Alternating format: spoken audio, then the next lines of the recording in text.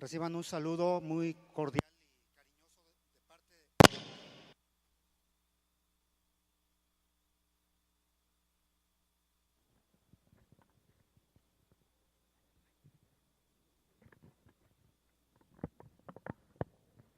Reciban un saludo muy afectuoso y cariñoso de parte de nuestro pastor general Santiago Lupita Guadarrama.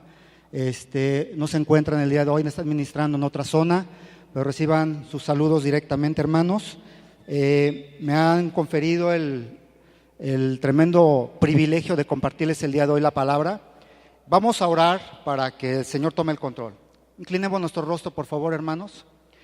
Amado Padre Celestial, te damos gracias porque nos has permitido llegar hasta el día de hoy por tu misericordia y por tu gracia. Te pedimos, Dios, que tú tomes el control de nuestras vidas, de nuestros deseos, de todo lo que nosotros somos en esta tarde y todos los días de nuestras vidas. Dios, hoy te pedimos que tú te exaltes y te demos alabanza y honra con nuestra palabra, que nuestro corazón sea tierra fértil, tierra agradable para que tú pongas semilla, que dé fruto al 30, al 60 y al 100 por uno, para tu gloria y tu honra, en el nombre de Cristo Jesús. Amén.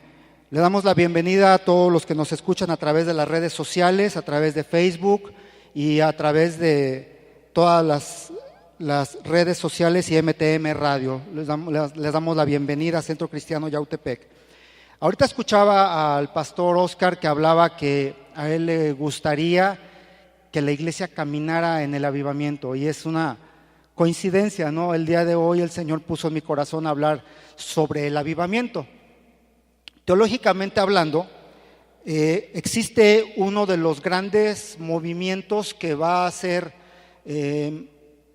pues arrastrada toda la iglesia, y este movimiento o este siguiente hecho es el rapto de la iglesia. Quiere decir que cuando el Señor nos lleve de esta tierra a su presencia, pero antes de eso tiene que ocurrir otra situación muy, muy importante, y que es que la iglesia sea avivada. Si la iglesia no está avivada, no puede conquistar las cosas que Dios quiere que se haga antes de que ocurra el rapto de la iglesia. Tiene que estar preparada para todos los eventos que van a suceder. Tiene que estar preparada para el hecho de que cuando venga el Señor con toda su gloria entre las nubes, la iglesia sepa que es el momento adecuado. Para esto, la iglesia tiene que conocer lo que Dios dice en su palabra, y eso es uno de los puntos importantes del avivamiento, que la iglesia conozca su palabra. Ahora, a lo largo de la historia de la iglesia se han dado varios movimientos del Espíritu Santo. Son muchos, y yo en esta tarde pues les quiero compartir a lo mejor escuetamente algunos de los más importantes. Ojo, no son todos ni son los más importantes, pero son los que me llamaron mucho más la atención por las situaciones que se dieron. Ahora, antes de entrar al tema, ¿qué es avivamiento? Porque a veces entendemos mal la palabra. Creemos que el avivamiento nada más es una poción mágica, creemos que es una palabra sin sentido. Pero en realidad, avivamiento es una situación profunda dentro de la palabra de Dios, y se ha dado a lo largo de toda la historia del Israel antiguo y de la iglesia primitiva hasta nuestros días. No los hemos visto porque a lo mejor estamos tan ensimismados en las cosas que nosotros hacemos que no entendemos qué es el avivamiento. Ahora, vamos, antes de darle la situación o la definición de lo que es el avivamiento, yo quiero mostrarles un pasaje en el Salmo 85:6 para que veamos lo que Dios dice al respecto de un avivamiento. Cuando lo tengan, me dicen amén. Ya lo tenemos ahí en la pantalla. Dice la palabra del Señor: ¿no volverás a darnos vida? Para que tu pueblo se regocije en ti. Es una pregunta con una respuesta incluida. Dice la palabra de Dios: ¿no volverás a darnos vidas? Aquí vemos dos situaciones en este mismo versículo. El salmista le está diciendo a Dios: ¿no tienes tú el poder de revivirnos? ¿No tienes tú el poder de volvernos a dar el ímpetu para seguir adelante? Y dice adelante: para que tu pueblo se regocije en ti. Esto implica que la iglesia, cuando tenga un avivamiento, va a haber gozo, va a haber pasión y va a haber un amor inconfundible de las cosas de Dios en nuestras vidas. Por eso es importante que entendamos que este salmo habla dos cosas bien importantes. ¿Qué es el avivamiento? Avivar viene de la palabra griega anabiosi, que significa vivificar, o sea, volver a dar vida a algo que está muerto, animar, encender en el momento de que nosotros tenemos una hoguera o un fuego, para entenderlo de esa manera. Cuando se viene apagando, una persona le puede echar más leña, le puede echar un combustible, le puede echar papeles con el objeto o el motivo de que se reavive la llama. Eso es encender, tener un tiempo de refrigerio. En la palabra de Dios podemos encontrar esta palabra en el Antiguo Testamento y significa tiempos de descanso, tiempos en los que el Señor nos da nuevas fuerzas. Sobre todo en el libro de Jeremías podemos ver que Dios promete un tiempo de refrigerio para su pueblo, y ese tiempo venía a ser un tiempo de cobrar nuevos bríos. Amén. Para que esta situación se dé en una iglesia tiene que haber primeramente una cosa, un descenso o una situación de ir en cuestión de bajada en las situaciones de la alabanza, la adoración, la oración, del mover de las cosas de Dios dentro de la iglesia. Por eso es que necesariamente tiene que estar muriéndose algo dentro de nosotros para que pueda ocurrir un avivamiento. Tiene que haber una manera de inmovilidad espiritual en la iglesia o acercarse a un estado inerte o sin vida. Esto implica que el avivamiento implicaría volver a darle nueva vida y vigor a la iglesia, es decir, volver a ser encendidos por el Espíritu Santo.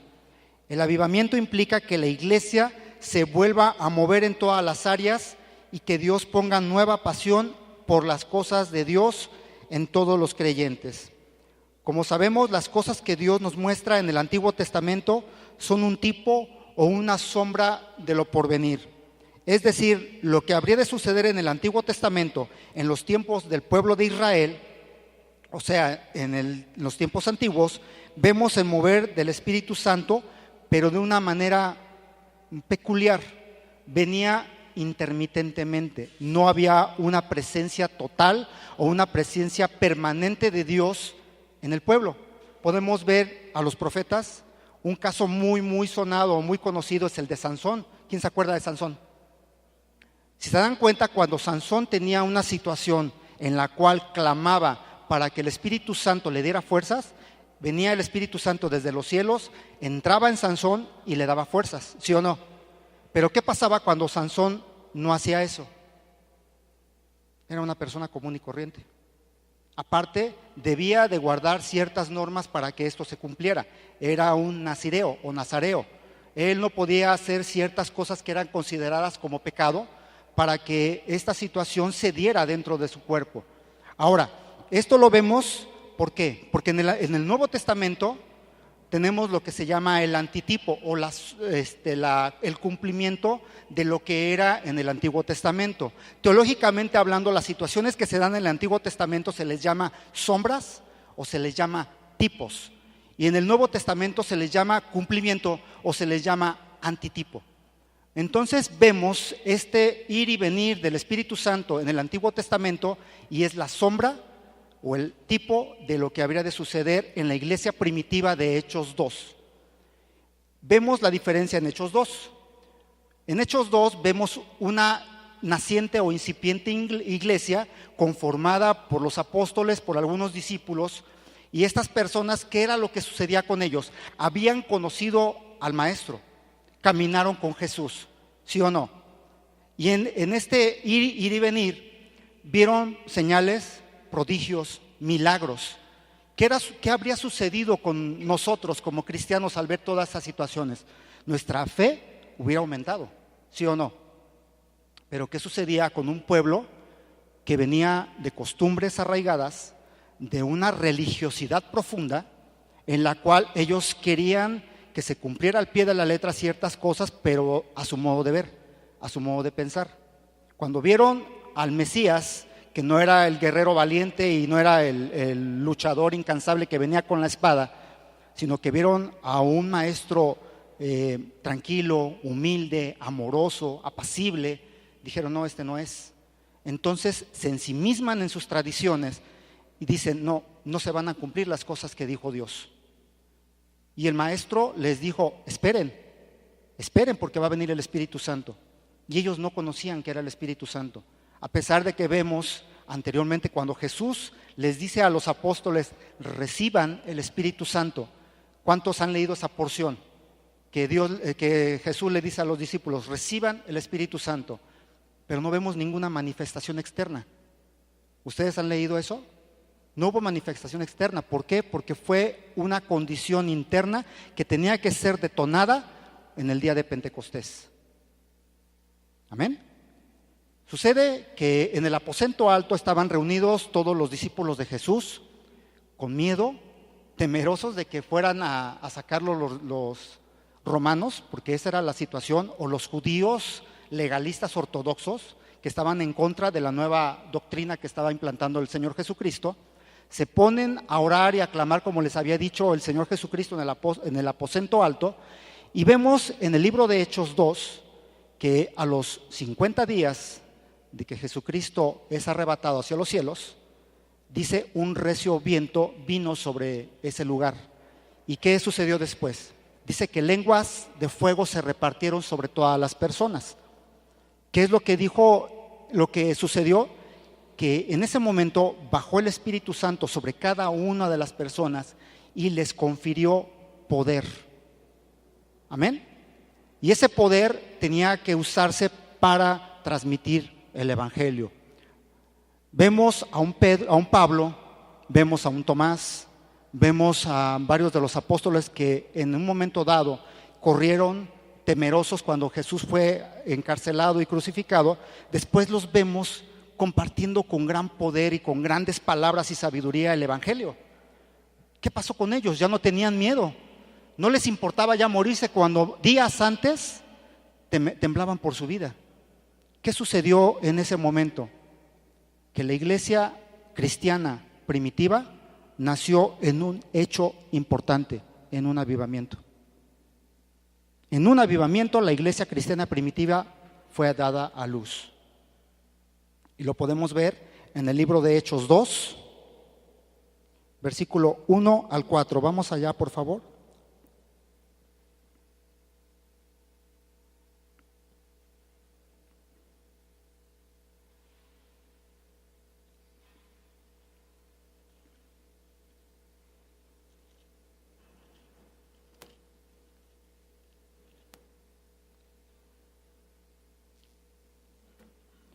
Dice la palabra de Dios, cuando llegó el día de Pentecostés, estaban unánimes juntos, o sea, estaban en un mismo sentir. Eso es lo que significa unánimes juntos. Y de repente vino del cielo un estruendo como de un viento recio que soplaba, el cual llenó toda la casa donde estaban sentados. Y se les aparecieron lenguas repartidas como de fuego, asentándose sobre cada uno de ellos. Y fueron todos, ¿qué? Llenos del Espíritu Santo. Y comenzaron a hablar en otras lenguas, según el Espíritu les daba que hablasen. Aquí les quiero compartir algo muy importante. El hablar de lenguas, el cual está hablando aquí, no significa el mismo que nosotros tenemos como don. Porque si se dan cuenta, dice más adelante, en el versículo 5, vamos a leer un poco más para que entendamos esta parte.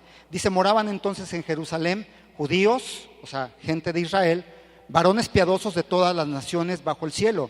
Y hecho este estruendo, se juntó la multitud y estaban confusos porque cada uno les oía hablar en su propia lengua. El don de lenguas que nosotros tenemos se llama glosalia. Significa hablar en lenguaje angelical, en lenguaje celestial. Pero aquí vemos que los apóstoles y todas las personas que estaban reunidas en el aposento alto, Dios les dio el don de hablar en lenguas humanas, pero extranjeras. ¿Por qué motivo? Esto fue para convencer a todas las personas que estaban alrededor de todos y cada uno de ellos, porque Dios quería que también fueran partícipes de un avivamiento. Todos y cada uno de los que estaban escuchando tenían que participar de un avivamiento. Tristemente, muy pocos compartieron esa situación, pero Dios quería que todos fueran tocados en ese momento. Amén. Como sabemos las cosas, perdón, esto ya lo leí, dice, el Espíritu Santo venía de manera intermitente en el Antiguo Testamento, dándole guía y dirección al pueblo, pero ya en el Nuevo Testamento vemos el primer gran avivamiento o el nacimiento de la iglesia en Hechos 2, 1, 4. Después de la venida del Espíritu Santo, vemos cómo los creyentes, o mejor dicho, la naciente iglesia cristiana primitiva, se empezó a mover con gran poder y energía. Esto implica que la iglesia fue concebida en un avivamiento, conquistando todo el mundo antiguo conocido en ese entonces. Y aquí la iglesia cristiana primitiva le dio cumplimiento a una profecía antigua, que era muy poco notoria y también era muy poco conocida por los judíos, o no le tomaron la suficiente importancia. Daniel, capítulo 2, versículo 31 al 35, por favor.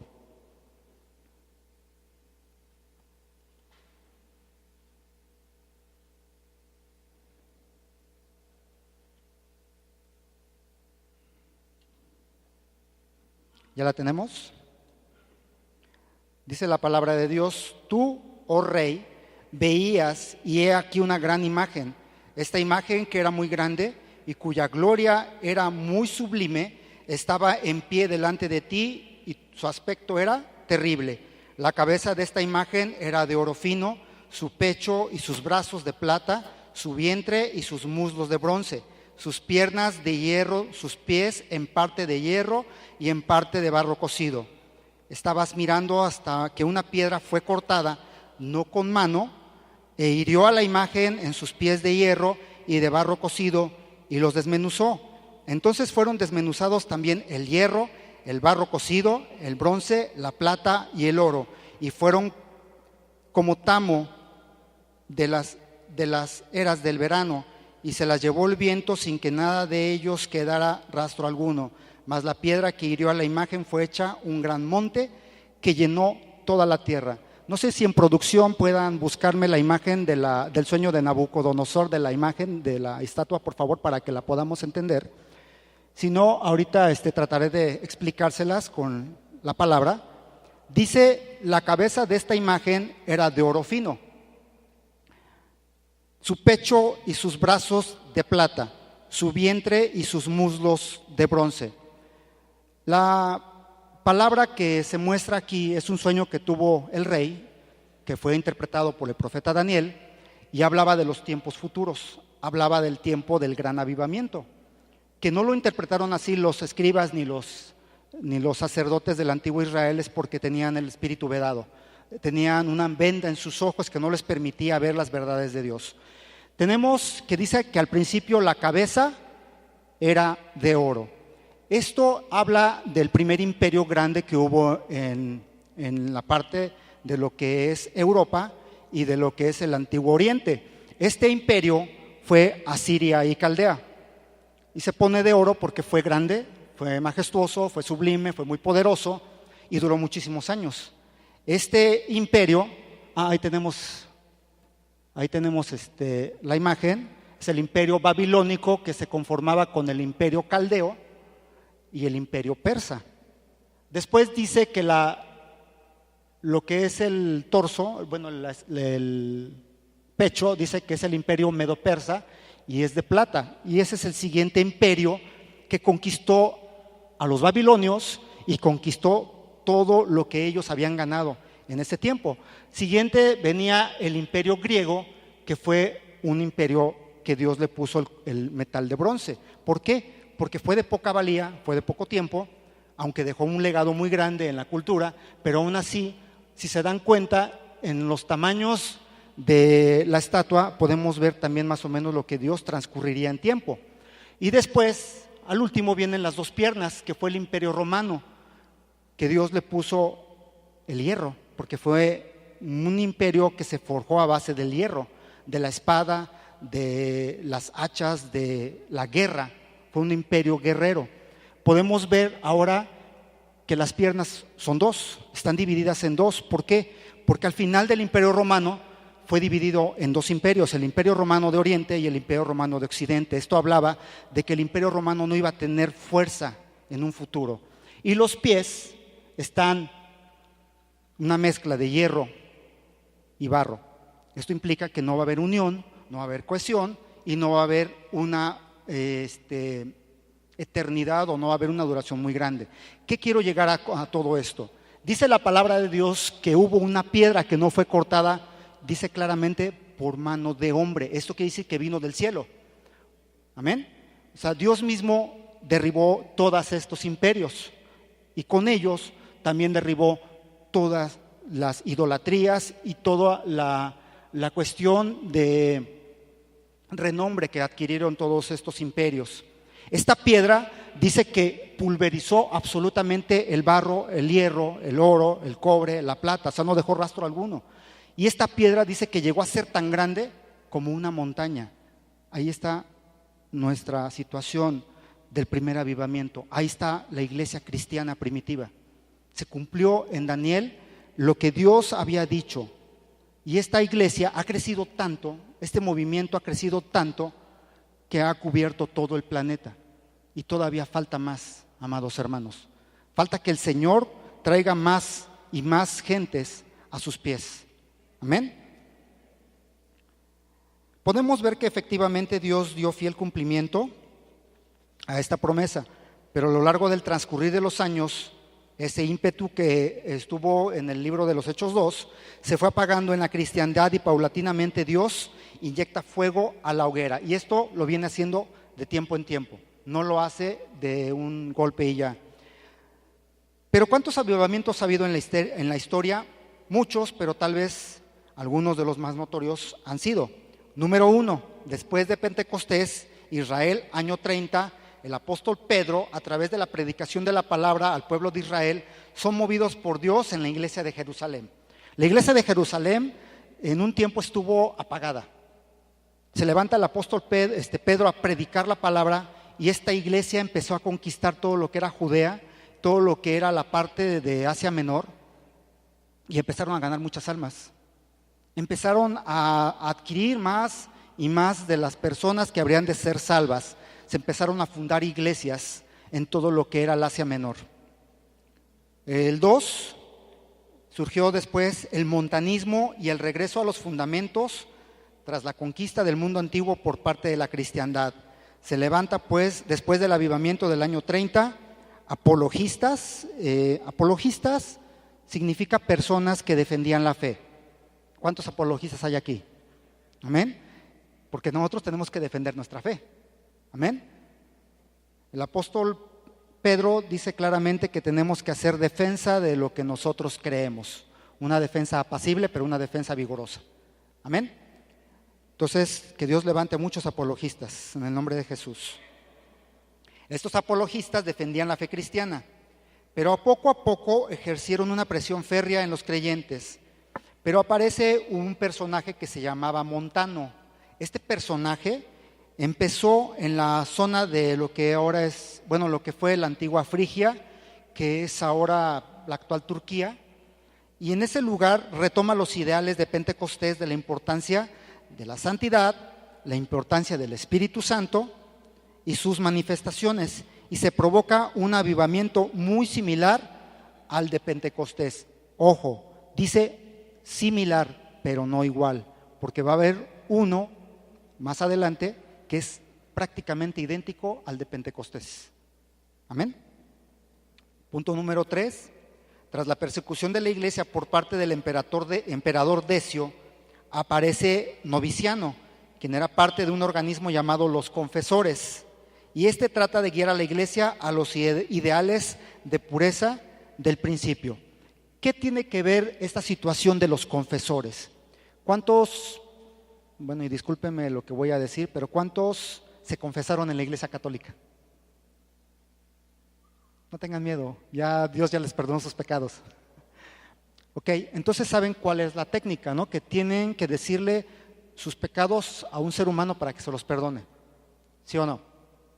Ahora, ¿qué implica esto? Ellos, los confesores, llevaron esto a un nivel extremo. prácticamente como lo que llevó la Iglesia Católica o sigue llevando la Iglesia Católica, de el hecho de que si no confesabas tus pecados delante de un ser humano, no había perdón de pecados. Cuando vemos que la palabra de Dios dice que solamente Dios te puede perdonar tus pecados, y también dice en el libro de los Hebreos que sin derramamiento de sangre no hay remisión de pecados, o sea, no hay perdón de pecados, para que no nos demos tantas vueltas.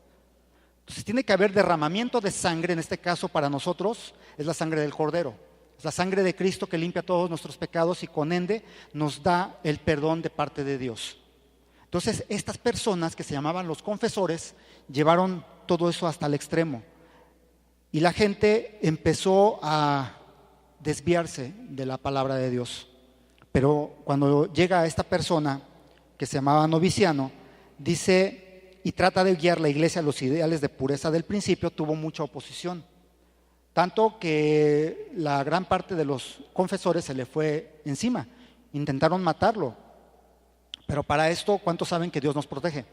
Y para Dios sus planes siempre se van a cumplir, le pese a quien le pese, sus planes se van a cumplir.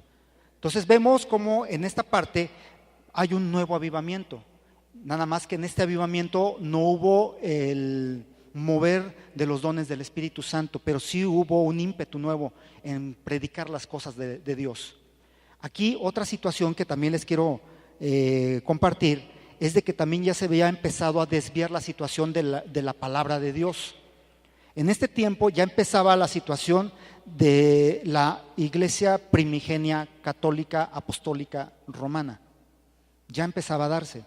Entonces, uno de los edictos que se dieron en ese tiempo era de que era anatema o era pecado el que se abriera la Biblia, porque solamente los prelados, los obispos y los papas, bueno, que en ese tiempo nada más se llamaba obispo de Roma, eran los únicos que podían leer la palabra. Y empezaron muchos mitos, amados hermanos, que inclusive hasta el día de hoy me ha tocado escuchar con algunas personas de años. No abras la Biblia porque te van a salir perrillas. No abras la Biblia porque te va a caer una maldición. Y no abras la Biblia porque te van a espantar. De verdad, yo lo escuché con muchas personas ya grandes de edad y ese era el miedo que les metían en la iglesia católica tradicional. ¿Por qué? Porque sabían el hecho de que cuando la persona empezara a leer la palabra, iba a haber revelación. Iba a cimentarse la verdad de Dios y toda su mentira se iba a caer completamente. Pero bueno, eso es una parte que vamos a tratar más adelante. Punto 4, tras muchos años de decadencia de la iglesia en la Edad Media o llamada Edad del Oscurantismo, John Wycliffe, inicia una reforma religiosa en Inglaterra que duraría varios siglos, siendo la antesala del protestantismo. Este protestantismo significa el hecho de ir en contra de la tradición católica romana. Este fue el precursor, no fue el que le dio totalmente la vida, porque para eso hay otro personaje más adelante que fue el que le dio nacimiento a este movimiento. Utilizando el arma clave que tenemos todos y cada uno de nosotros y que no tuvieron los del apartado anterior, que es la palabra de Dios. Ellos empezaron a utilizar la Biblia en su propio idioma. ¿Se acuerdan que antes, bueno, yo creo que las personas más grandes, ¿se acuerdan que en la iglesia tradicional se daba la misa en latín? ¿Quién entendía lo que se decía? Pues absolutamente nadie, solamente los que fueran letrados en un latín clásico. Yo la verdad les soy sincero, yo no soy entendido de latín y yo creo que muy pocos de nosotros lo entenderíamos. Entonces, ellos implementaron el hecho de dar toda la cátedra, toda la palabra en su mismo idioma. Y fue un boom, fue algo maravilloso porque la palabra de Dios empezó a dar vida en todas y cada una de las personas que se congregaban. Empezó a haber un naciente amor por la palabra de Dios. Algo que no se había dado en tantos siglos. Después de la decadencia del poder del Espíritu Santo en la iglesia primitiva cristiana, empezó a darse aquí. Y la gente se empezó a enamorar de la palabra. Por eso dice que ese movimiento duró varios siglos. Punto 5. En el siglo XVI viene un personaje muy conocido por todos y cada uno de nosotros que fue el que verdaderamente se puede llamar el precursor del protestantismo, que es Lutero. Dice, profundiza los cambios de la Reforma Protestante después de 8 siglos de sumisión, 8 siglos de oscuridad en la iglesia. ¿Se imaginan 800 años en que la palabra de Dios no fue respetada, no fue adorada, no se le dio a Dios la debida importancia? Porque fue más importante la tradición de los hombres, fue más importante el cumplir con fiestas, el cumplir con ciertas cuestiones que el humano había implementado en la iglesia, que la importancia de Dios. Y aquí se le empieza a dar la centralidad a Dios y a su palabra con el movimiento reformante de Lutero en Alemania. Y fíjense qué cuestión tan chistosa. Lutero era católico y tuvo una revelación después de leer el libro de Romanos. Dice, no es posible que me hayan engañado tantos años, fueron las palabras de Lutero. Me engañaron. Y estaba tan enojado que afuera donde él estaba había una persona cobrando bulas papales por salvación, por vida eterna. Depositabas una moneda para que tuvieras 2, 3 mil años de perdón fuera del purgatorio. Y les fue a echar bronca, porque estaba lleno del Espíritu Santo, estaba lleno de un ardor santo por la palabra de Dios. Decía, no es posible que engañen a las gentes con una mentira que no está en la palabra de Dios. Y este fue el precursor de lo que nosotros somos, porque ¿quién se reconoce como protestante? Nosotros somos protestantes, porque no estamos a favor de las mentiras, estamos a favor de la palabra de Dios. Después de esos 8 siglos de sumisión, en este mover del Espíritu Santo fue puesto en su debido lugar al Redentor, Cristo Jesús. En ese momento se quitan de ese movimiento imágenes, se quitan adoración a personas que no tenían ninguna importancia y se pone en el centro a Cristo Jesús, autor y consumador de la fe, de mi fe, de tu fe, de nuestra fe. Amén. Punto 6. John Wesley es fundamental para entender las formas de la iglesia evangélica moderna y su grupo fue de los primeros en hacer movimientos evangelísticos.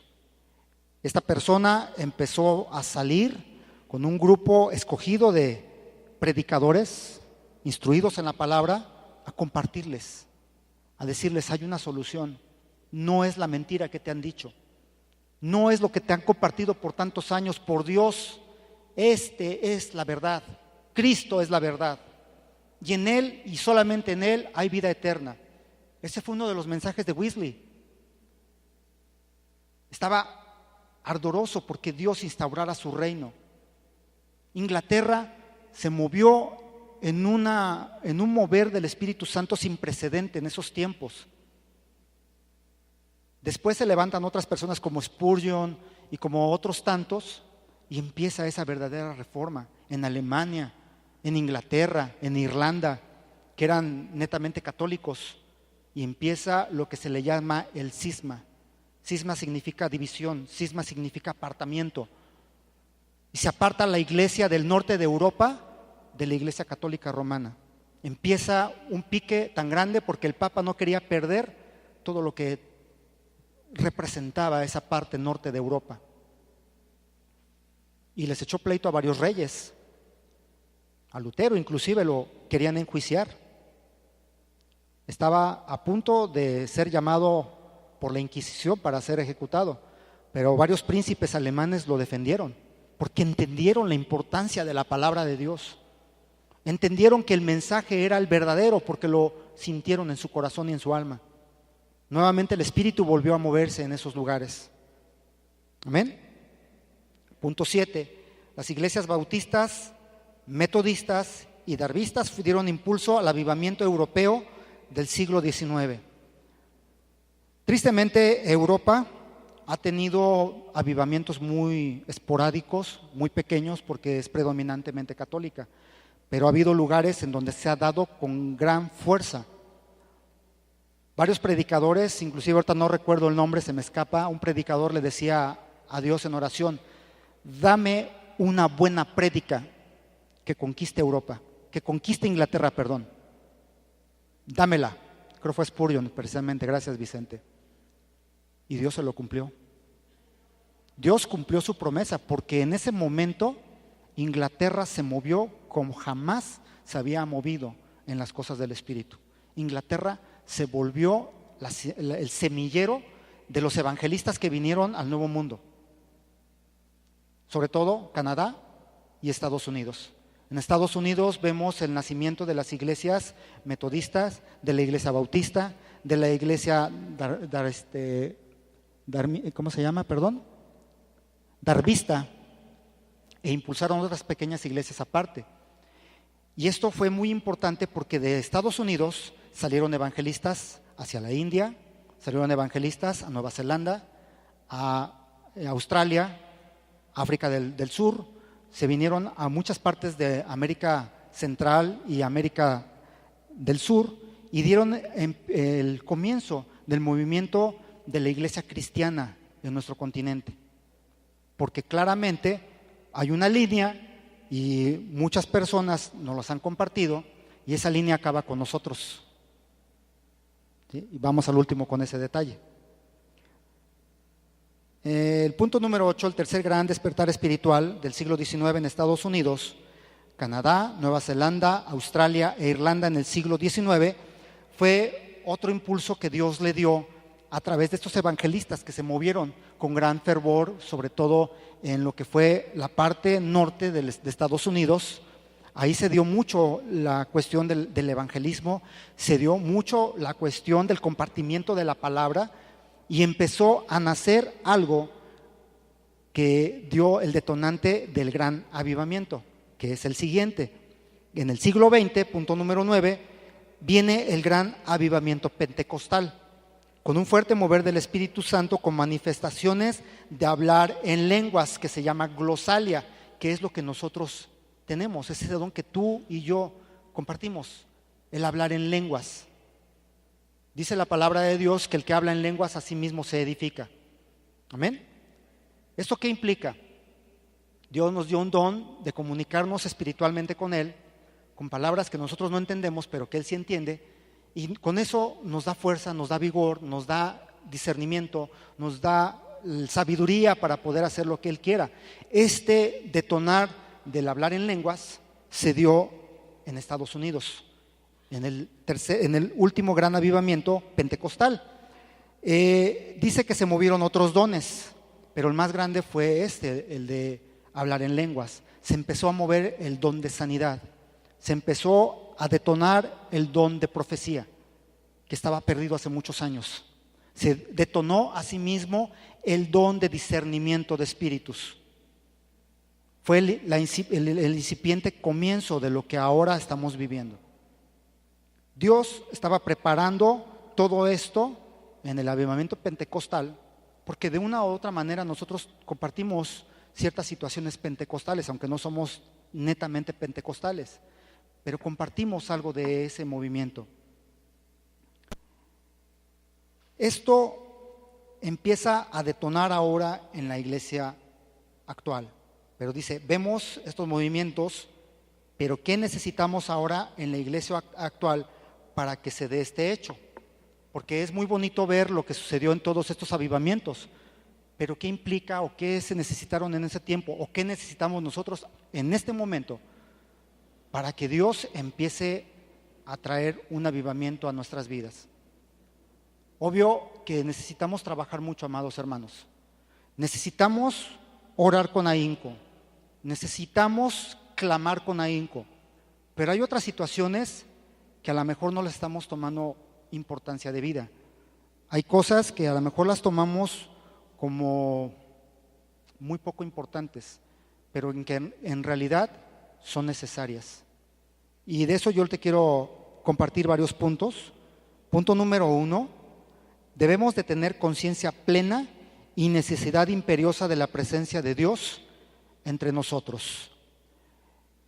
La verdad, a veces cuando algunas personas nos toca subir a orar, nos toca subir a interceder, y se los digo con dolor en mi corazón, hermanos, y no estoy juzgando absolutamente a nadie, pero es bien triste que aquí arriba se está desgañitando el intercesor, o se está quebrando la garganta el que está orando, Y es bien triste cuando la iglesia está y así nada más, o están viendo quién entra, quién sale, qué cucaracha está caminando por el suelo, si pasó un mosco, si la hermanita o el hermanito le dio comezón y se está rascando, o están juzgando y criticando a medio mundo, pero no están metidos en lo que deben de hacer. Cuando nosotros somos obedientes y nos dicen vamos a clamar, vamos a orar, tenemos que empezar primeramente con nosotros, tenemos que dar el ejemplo.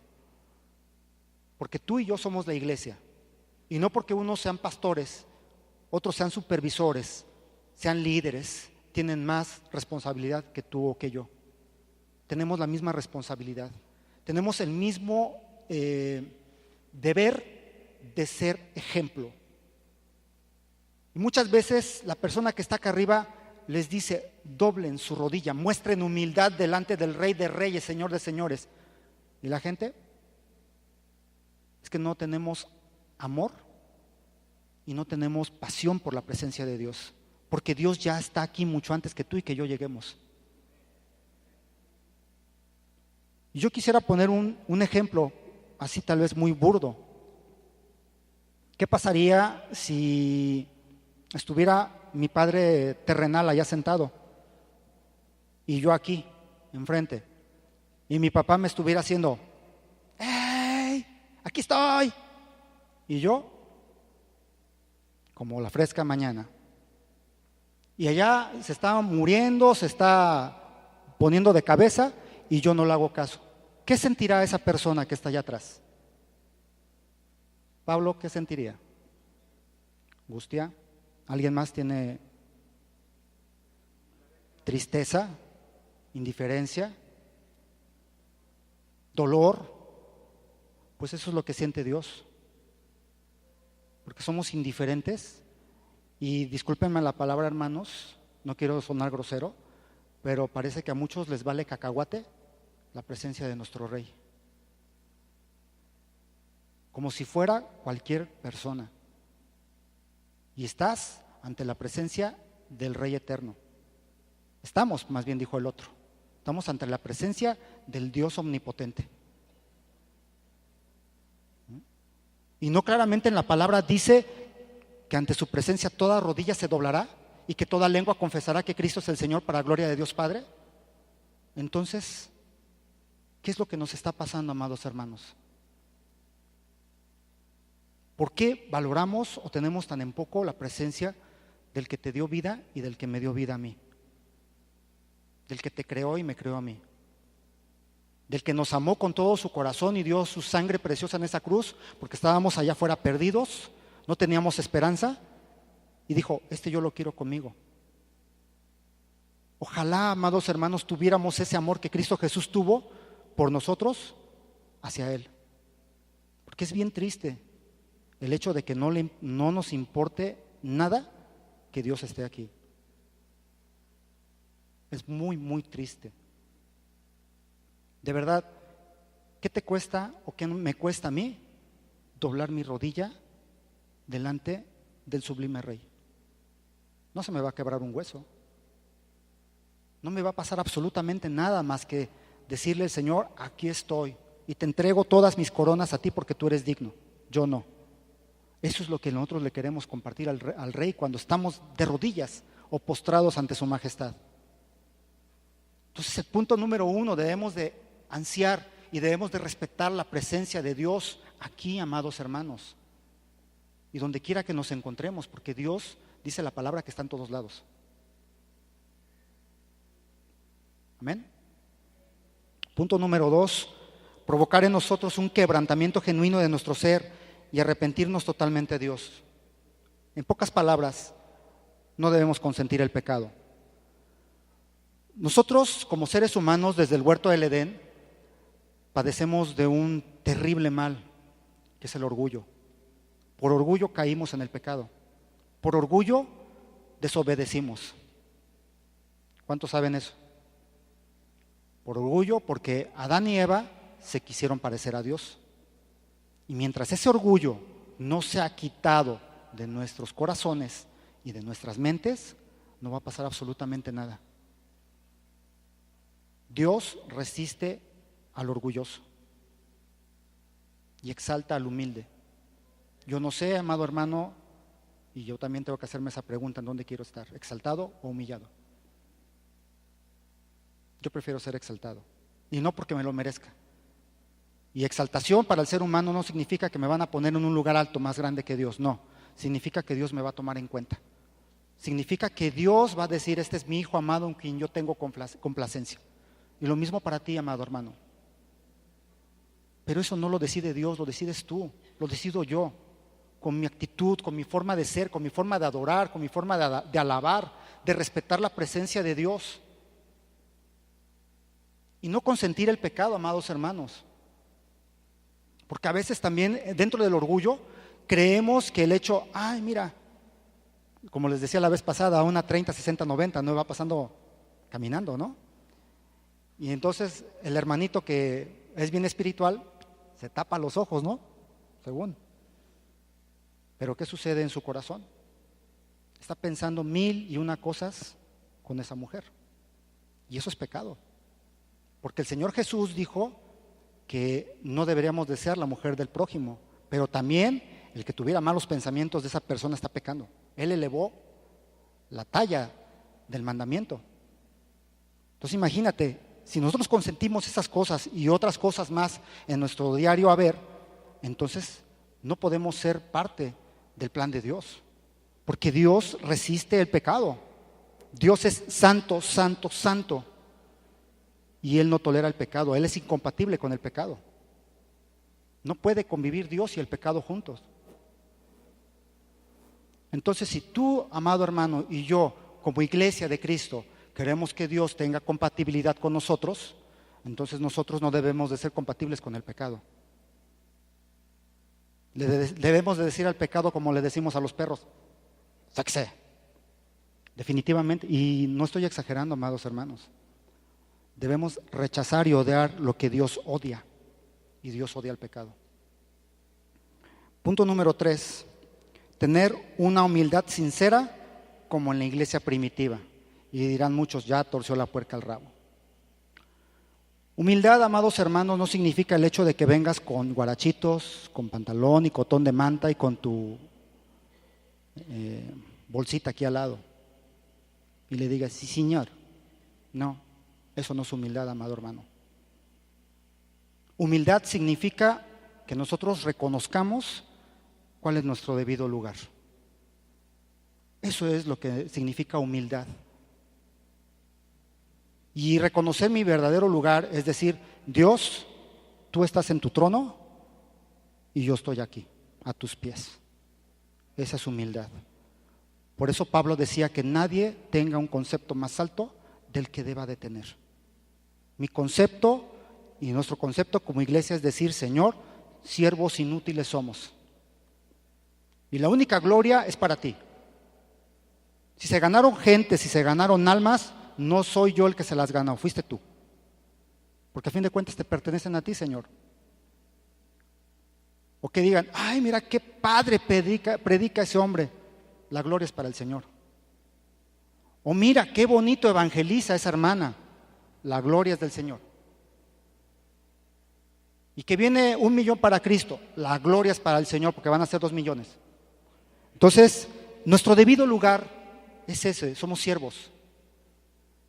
Y es bien triste, amados hermanos, que dentro de la iglesia tenemos un concepto más alto del que deberíamos de tener. Porque en el libro de Proverbios dice que hay varias cosas que el Señor aborrece. Una de ellos dice que son los ojos altaneros. ¿Cómo son los ojos altaneros? ¿Quién sabe? ¿Sí? Bueno, yo no puedo, ¿no? Pero son los que alzan la ceja y te ven así como con desprecio, ¿no? Eso es orgullo. Y mucha gente, no aquí en esta iglesia, por supuesto, que gloria a Dios, me ha tocado ver en muchas iglesias que entra cualquier persona humilde en la cuestión económica, o sucia, o viene borracho, viene drogado, o llámele como ustedes quieran, amados hermanos, pero viene en condiciones tristes. Y casi quieren tener aquí un atomizador con perfume y sáquese y no se me junte. Ese orgullo Dios lo detesta. Por eso dicen Proverbios que Dios detesta los ojos altivos. ¿Quién soy yo? Y que esto lo dejo para reflexión. ¿Quién soy yo, Octavio, para menospreciar a una persona que fue hecha a imagen y semejanza de Dios? ¿Quién soy yo? Y ojalá quisiera encontrarme alguna persona algún día que me diera los argumentos, que me convencieran para decirme quién soy yo para sobajar o para malmirar a una persona como esa. Porque les tengo que decir, amados hermanos, aunque a lo mejor yo no fui borracho, ni drogadicto, a lo mejor ni fumé tampoco, pero mi situación espiritual y anímica eran la de un pobre mendigo. Así, literal. Dios me dio una cachetada, pero con guante blanco, porque yo era una persona súper soberbia, y me enseñó a un trato muy duro que es humildad. Y estoy aprendiendo todavía, amados hermanos, porque sería mentiroso si les dijera yo soy bien humilde, porque también sería, eso es orgullo. Eso es orgullo. Estoy aprendiendo, amados hermanos, a ser humilde. Y una de las cosas que Dios me ha enseñado es a no despreciar a nadie. Y ojalá en la iglesia cristiana del siglo XXI, eso fuera una tónica total, que todos nos amáramos como Dios nos ama a nosotros.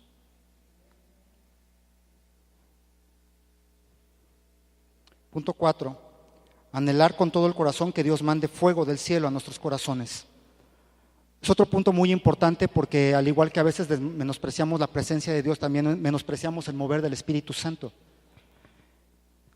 Nuestro pastor nos ha compartido que el Espíritu Santo, en la palabra dice que cuando Cristo fue bautizado, descendió como paloma, suave, sutilmente, pero también la paloma es un animal muy nervioso, es un animal temeroso.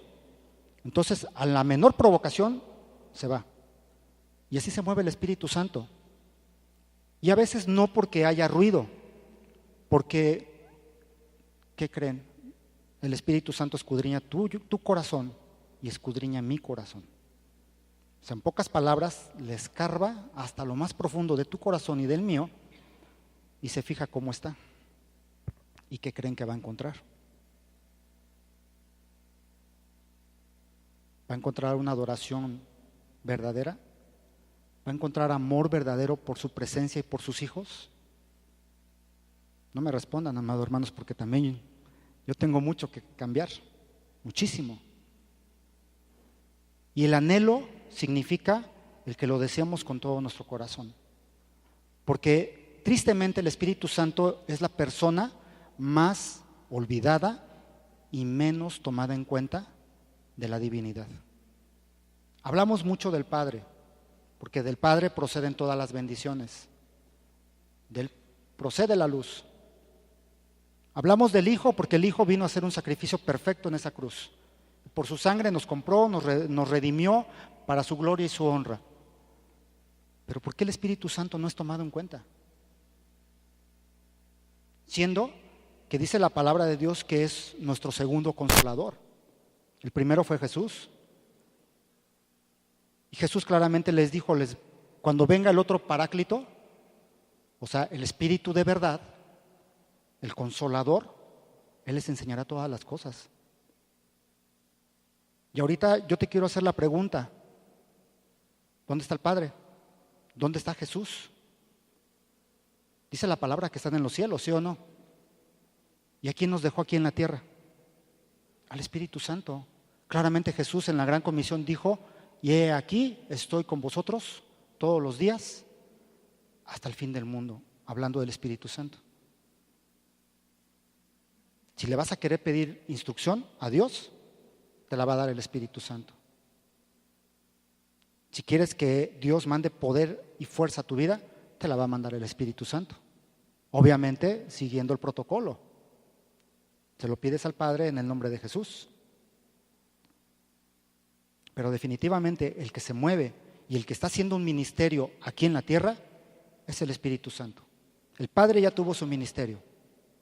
Cristo ya tuvo su ministerio. Y el último ministerio es el que estamos viviendo actualmente. La última generación es el ministerio del Espíritu Santo. Entonces, ¿por qué carambas no le prestamos atención e importancia al que le deberíamos de poner más importancia porque está con nosotros? ¿Quién es el que te toca cuando empiezas a hablar en lenguas? ¿Quién es el que se mueve cuando tú pones tu mano sobre un hermano y declaras sanidad? ¿Quién es el que te dice, este hermano tiene esto?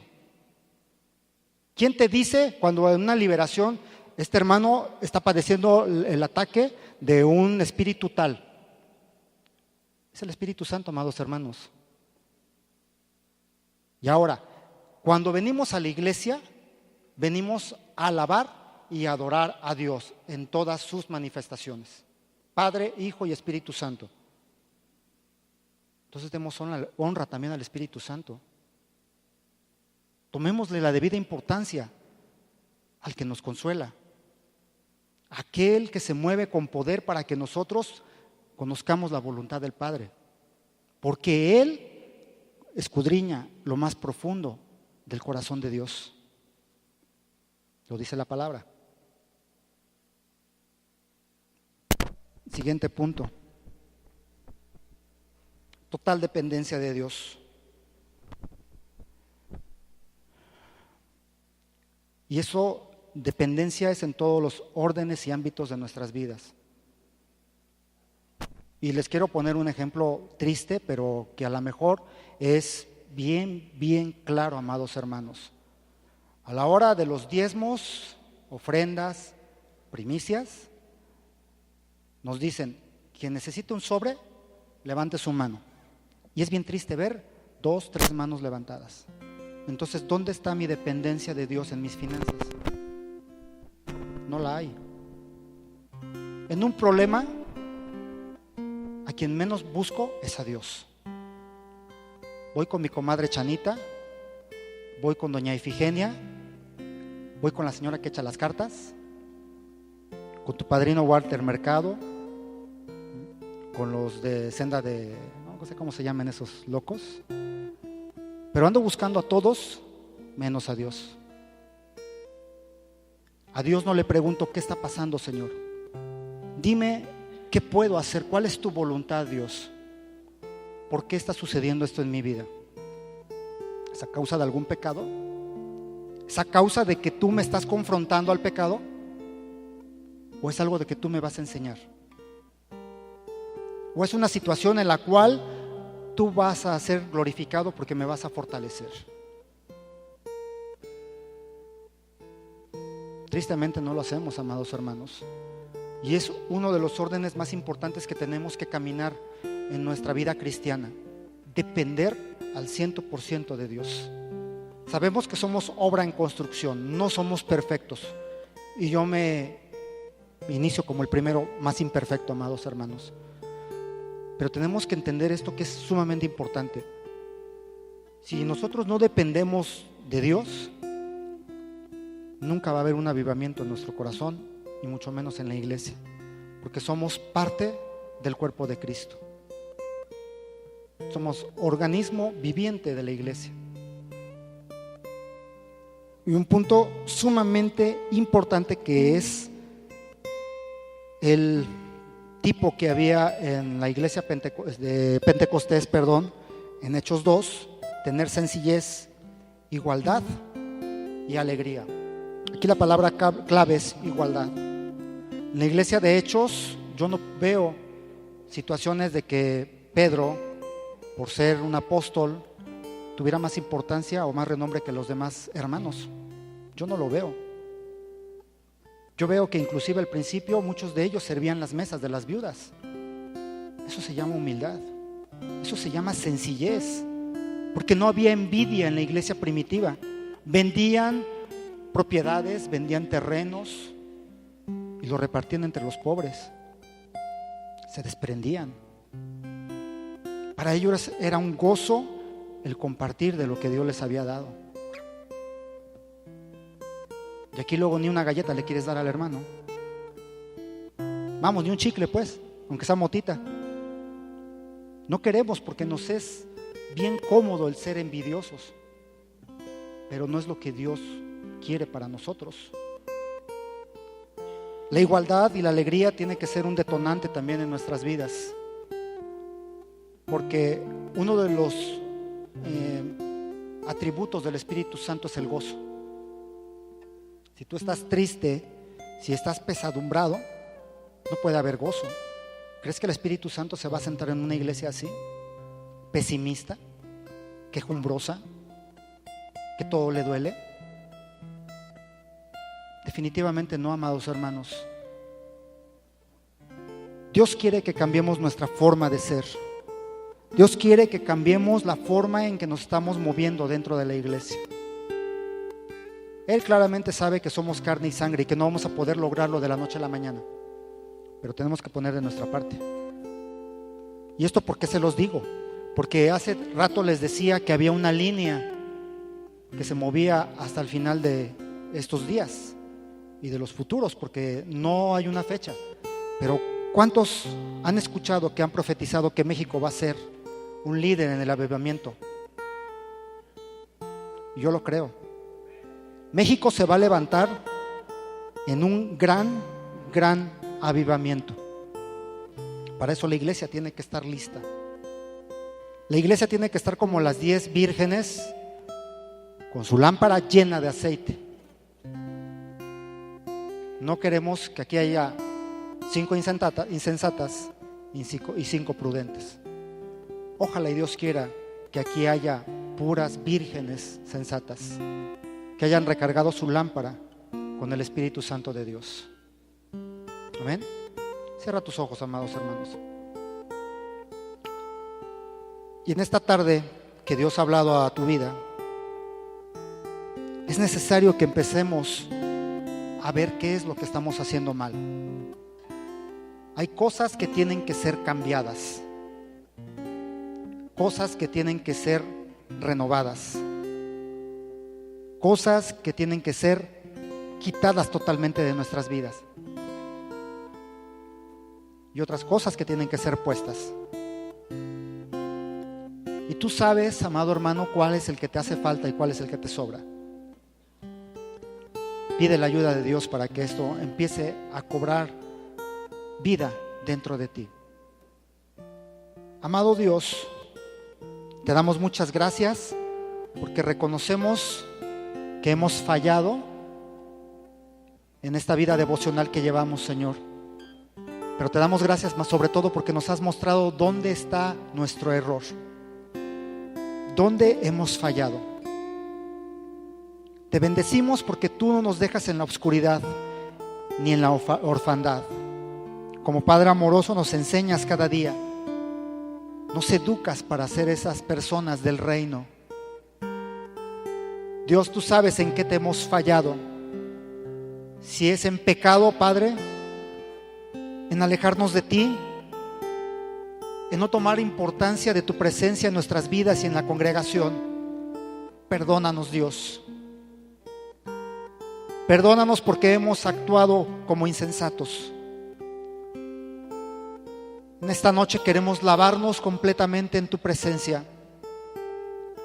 Queremos pedirte, Espíritu de Dios, que nos avives, que nos restaures hacia el lugar en donde tú quieras que estemos.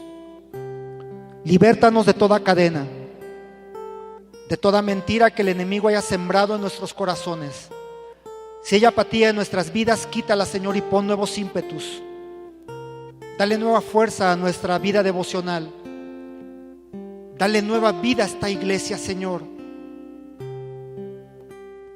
Prende fuego en donde hay brasas. Prende un fuego en una hoguera que no se termine jamás, Señor. Porque tú has profetizado que de este lugar, de México, de Morelos, se va a levantar un gran avivamiento. Y lo declaramos en fe que es verdad. Que tu palabra no tiene falla. Y que de aquí se van a levantar apologistas. Se van a levantar evangelizadores llenos del poder del Espíritu Santo. Personas que prediquen tu nombre. Personas llenas del Espíritu Santo, el cual va a ser depositado sobre personas que han derramado su fe y su voluntad en ti, Jesús. Pero para eso, Señor, necesitamos que tú pongas poder de lo alto, fuego que arda en cada uno de los corazones de los que están aquí presentes y en todas las iglesias de este país. Te lo suplicamos, Dios. Pon sencillez en nuestros corazones. Quita todo ojo altanero en nosotros. Desterra, Dios, el orgullo de tu iglesia. Déjanos ser sencillos, humildes, gozosos aún en la tribulación, para darte a ti tu lugar y tu gloria, Señor. Bendito eres, Dios, porque sabemos que donde hay peticiones en los corazones de tus hijos, tú ya las has escuchado mucho antes de que lleguen las palabras al corazón. Gracias por tu respuesta, Señor. Y en esta noche levantamos nuestras manos en fe, esperando que tú soples desde lo alto, Señor. Que venga el viento de tu Santo Espíritu. Fuego de Dios, hoy te clamamos, Dios, por tu presencia en este lugar. Fuego de Dios, te invocamos en el nombre de Cristo Jesús sobre todos y cada uno de nosotros. Espíritu de Dios, haz morada en cada una de las personas aquí presentes y también en los que están escuchándonos a través del radio. Llena sus corazones de aceite fragante y de un fuego que jamás se apague. Espíritu de Dios, eres bienvenido a nuestro corazón. Límpianos, Señor, de toda maldad, y que sea tu nombre exaltado por toda la eternidad, Dios. Cuando lleguemos a la congregación será lo primero que daremos honra a tu presencia. Comprometemos nuestra vida y nuestro corazón a doblar nuestra rodilla delante del Rey, a derramar nuestro cuerpo, a postrarnos a tus pies, Señor, porque hoy reconocemos que las coronas y todos los títulos que tú nos has dado los vamos a poner a tus pies, Cristo Jesús, porque tú eres merecedor de la gloria y la honra. Tú eres Dios y Rey por los siglos de los siglos. Te prometemos, Señor, como fiel promesa delante de ti, Señor, que no buscaremos ver a ninguna persona en la congregación mientras esté la alabanza y la adoración. Tendremos nuestros ojos puestos únicamente en ti. Queremos entrar a lo sobrenatural de tu presencia todos los días, pero más cuando tu pueblo se congrega como familia delante de ti. Por favor, Espíritu de Dios, revela, quita la venda de todos los corazones y de los ojos de todos y cada uno de nosotros. Si en esta tarde tú sientes un mover del Espíritu, si tú sientes una necesidad en este momento de hablar con Dios y tienes el don de lenguas en voz baja, habla en lenguas con Él. El que habla en lenguas a sí mismo se edifica. No tengas miedo, habla con Él en esta tarde. Deja que Él te ministre. Deja que Él ponga un toque de Él, de su presencia en ti. Él es bueno.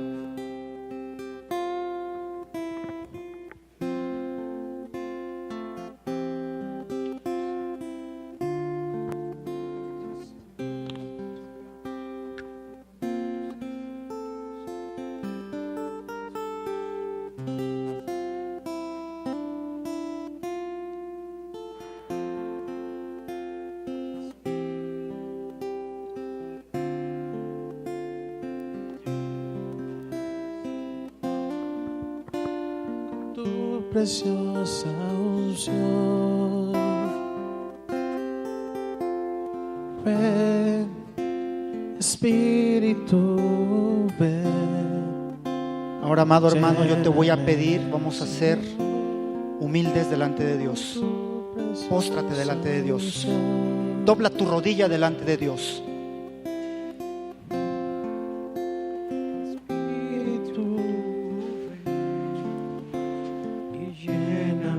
Si tú lo crees así, si lo has sentido como yo lo sentí de parte de Dios en este momento, clama delante de Él: quebrántame, Señor, Quebrántame porque no debo vivir yo, sino debes de vivir tú. Renuévame, Señor, restaurame, Señor, con tu poder. Dios eterno, hoy te pedimos, Padre Santo, quebranta mi corazón orgulloso. Quebrántame, Dios. Necesito ser humilde delante de tu presencia. Necesito, Dios, que tú me enseñes a ver que tú eres Dios y que yo soy solamente tu servidor. Quebrántame, Espíritu Santo.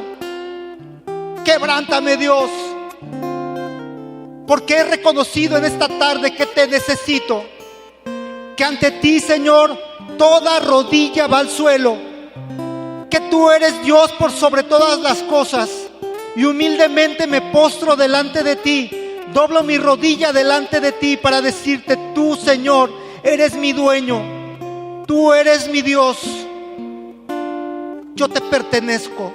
Hechura de tus manos soy. Y necesito que tú me levantes. Necesito, Señor, que quebrantes todo lo que yo soy. Porque tú, como el buen alfarero, me puedes volver a hacer. Espíritu Santo, quebrántame. Te necesito en esta tarde y todos los días de mi vida, Señor.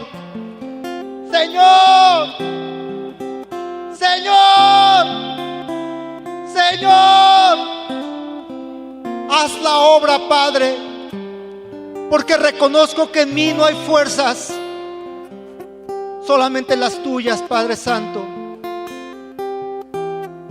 En el nombre de Jesús yo te lo pido, amado Dios, porque reconozco que yo solo no puedo, pero contigo las cosas son posibles. Acompáñame, Señor, en todas y cada una de mis pruebas. Guárdame de la caída, Señor.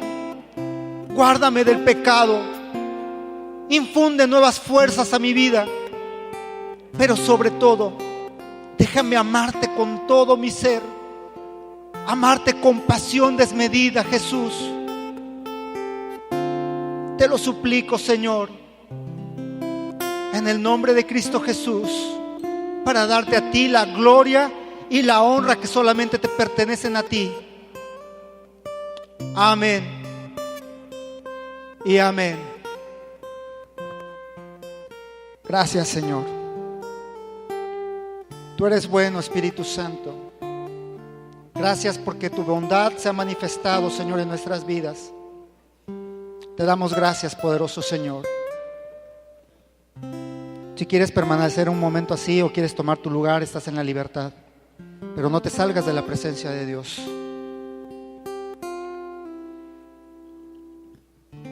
Como conclusión,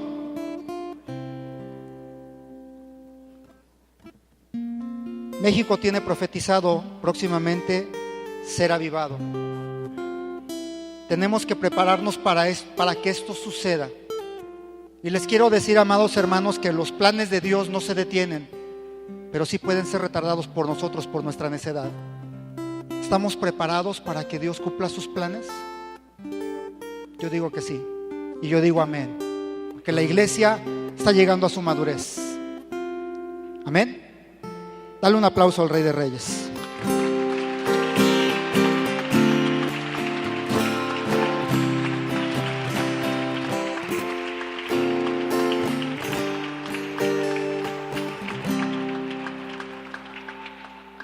Gracias, Señor.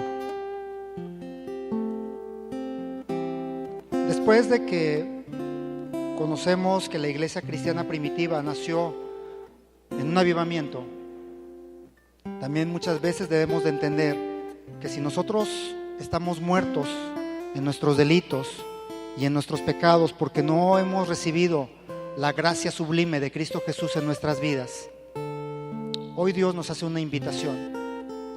Dios quiere conocerte y que tú le conozcas como Él quiere ser conocido. Dios quiere que en esta tarde te arrepientas de tus pecados. Si es que nunca le has dicho a Jesús: yo quiero vivir una vida en eternidad contigo. Quiero que seas mi Señor y mi Salvador. Si hay alguien de entre nosotros, de nuestros invitados especiales, que nunca le han abierto la puerta de su corazón al Señor, o quieren renovar ese pacto nuevamente con Dios, Dios dice que hoy es el momento. Dice que el día de la salvación es hoy. Entonces, los queremos invitar, amados hermanos, para que nos acompañen a través de una pequeña y sencilla oración para decirle a Jesús: yo quiero todo contigo, Señor. Cierra tus ojos, por favor, amado hermano. Y quiero pedirte, por favor, que analices todo lo que has escuchado y decirte que Dios tiene muchísimas cosas para ti y para mí, pero eso es para sus hijos, para los que han confesado a Jesús en su corazón y en su vida. Te invitamos a que tú lo hagas esta noche si estás convencido. Repite después de mí: Padre Santo, te damos la gloria y la honra a ti. Te bendecimos porque en esta tarde nos has mostrado qué es lo que quieres para nosotros y para nuestras vidas. Tú quieres avivarnos, Señor. Quieres poner en donde hay muerte, quieres poner tu vida. Quieres poner el deseo de tu Hijo en cada uno de nosotros. Pero reconocemos que no es posible porque lo impide nuestro pecado. Y confesamos que somos pecadores delante de ti. Pero te pedimos perdón, Señor. Te pedimos que limpies todo nuestro pecado con tu sangre preciosa. Y en nuestro corazón y con nuestra boca declaramos con todo nuestro ser que te necesitamos, Jesús. Que te confesamos como Señor y Salvador de nuestras vidas. Pon tu trono en nuestro corazón. Implántate como Rey en nuestras vidas. Y te suplicamos asimismo, Señor, que venga tu Espíritu Santo a nuestro ser. Avívanos, Dios. Pon vida donde no la había. Te lo pedimos, Padre, en el nombre de Cristo Jesús. Y todos decimos amén. ¿Hay alguna persona en este bloque que haya hecho esta oración por primera vez, o haya reconocido que necesitaba renovar su fe en Cristo Jesús? Levante su mano, por favor.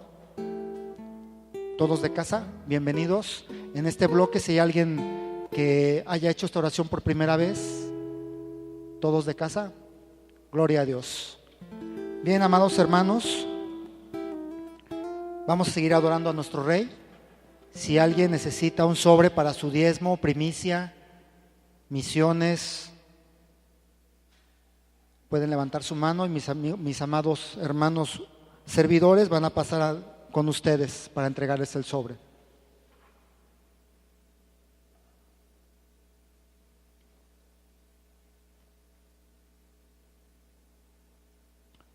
¿Ya estamos listos? Tomen su sobre, su diezmo y su ofrenda, vamos a orar. Bendito Jesús, te damos muchas gracias porque de lo que tú nos has dado, de lo que hemos recibido, hoy venimos con fe, con gozo, con alegría en nuestros corazones para darte lo que tú mereces, Señor. Venimos también para pedirte que todo lo que nosotros te demos, Señor, sirva para que tu reino avance cada día más y más, para que tu reino sea predicado a todas las personas en esta tierra, para que levantes evangelistas, para que levantes personas que vayan a las misiones. Padre, también te pedimos para que todas las personas que diezman y ofrendan tengan el gozo de seguir haciéndolo, y los que no, dales un trabajo remunerado, Dios. Dales la semilla para que ellos puedan fructificar en el reino, porque tú, Señor, no dejas a nadie en orfandad. Dice tu palabra que tú das a manos llenas, al 30, al 60 y al 100 por uno. Hoy lo declaramos y te damos muchas gracias en el nombre de Cristo Jesús. Amén. ¿Pueden pasar, amados hermanos? Mientras pasa el bote de los diezmos, tenemos unos avisos. Viernes 29 de junio existe un evangelismo, 1 millón para Jesús, en la tarde de adoración en el Zócalo de Cuernavaca, 4 de la tarde. Los que ocupen transporte, favor de anotarse con la hermana Shea. La salida sería aquí en Centro Cristiano Yautepec, 2:30 de la tarde y 3 de la tarde en el Pescadito, con un costo de 50 pesos por persona, ida y venida. Los que quieran participar en la capacitación para evangelismo será a las 9 de la mañana en la iglesia del Señor.